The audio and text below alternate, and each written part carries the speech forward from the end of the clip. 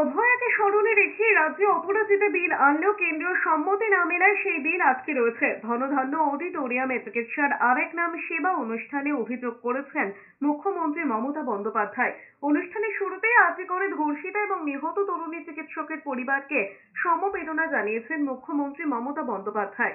তার কথায়, এ ধরনের যে কোনো ঘটনার ক্ষেত্রে সমবেদনা জানানোর ভাষা থাকে না এবং সেই সঙ্গে দোষীদের দৃষ্টান্তমূলক শাস্তি নিশ্চিত করতে কেন্দ্রীয় আইনি ব্যবস্থা থাকা সত্ত্বেও তা যথেষ্ট না হওয়ায় রাজ্য সরকার অপরাজিতা বিল বিধানসভায় পেশ করেছিল।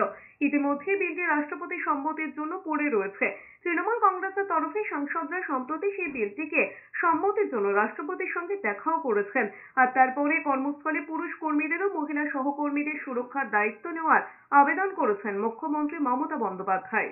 আমার যে বোনটি মারা গিয়েছে সেই শোকসন্তপ্ত পরিবারকে আমি আমার সমবেদনা জানাই এবং আমরা নিশ্চয়ই তার ব্যাপারে উপযুক্ত শাস্তি দাবি করি।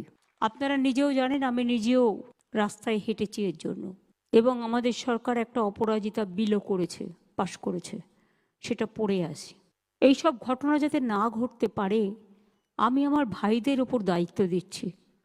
আপনারা আমাদের বোনেদের রক্ষা করুন।